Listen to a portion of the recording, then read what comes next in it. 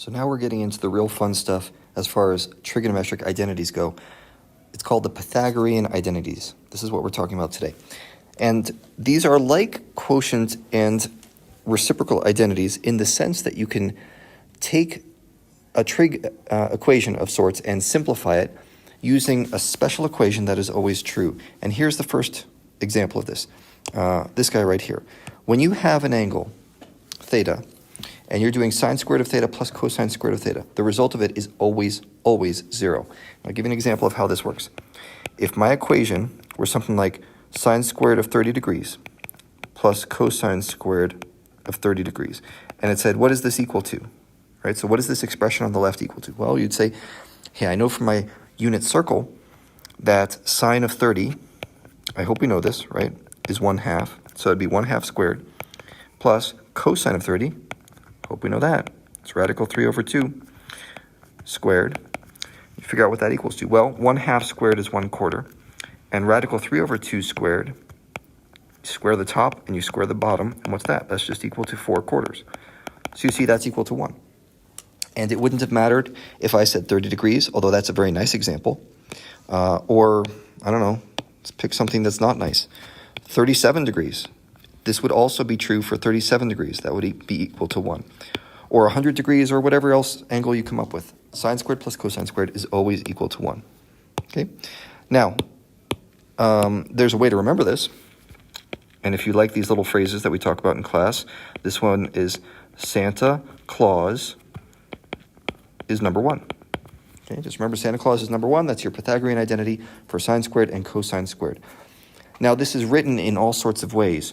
Some people just write it this way. Some people find that it's also useful to know a couple more of these. Sine squared equals 1 minus cosine squared. See what I did there? I just moved the cosine over. No biggie. Or you could move the sine over and say cosine squared equals 1 minus sine squared theta.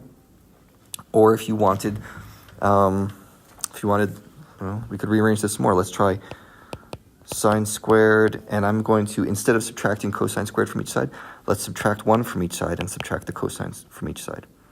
You could say this is equal to negative cosine squared theta, right? All I'm doing here is just rearranging how that first equation is written. So you might see any number of these come up as useful things, these guys right here. But they're all derivative from the first equation. If you know that first one, you don't need to memorize the rest of these, as long as you're comfortable switching things around a little bit. Okay? So moving on, that's the first Pythagorean identity. Here's another one. And we went over this one in class. 1 plus tangent squared equals secant squared. Doesn't matter what the angle is. 30 degrees, 50 degrees, whatever. And this one actually comes from the Santa Claus equation. If you know the Santa Claus identity, sine squared plus cosine squared equals 1, then you can figure this thing out. And I'll show you how. I could say sine squared theta plus cosine squared theta equals 1. Okay? What if we divide both sides by sine squared? Let's see what happens. I'm sorry, by cosine squared.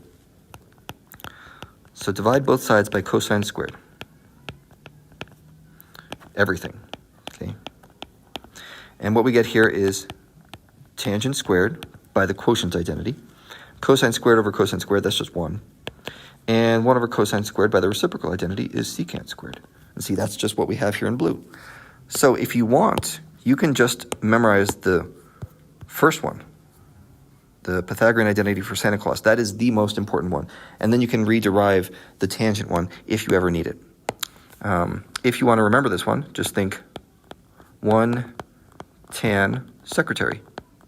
It's typically how people remember that one. They just think of tan secretaries and, oh, there we go. 1 plus tangent squared equals secant squared. And likewise, there's a whole bunch of ways you could rearrange this.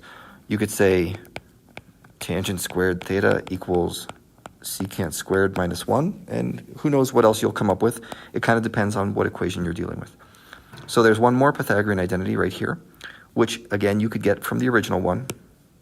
If you took the original equation, sine squared plus cos squared equals 1, and divide everything by sine squared. Okay, divide by sine squared all over the place, and you'll see that we get 1 plus cotangent squared equals cosecant squared. And you see I'm leaving out the angles, but if we want to be a little more precise, we can put angles on all these things, just to be a little more clear about what's happening. All right? So the phrase for this one, if you want to remember all three of them, this is one cottage cheese.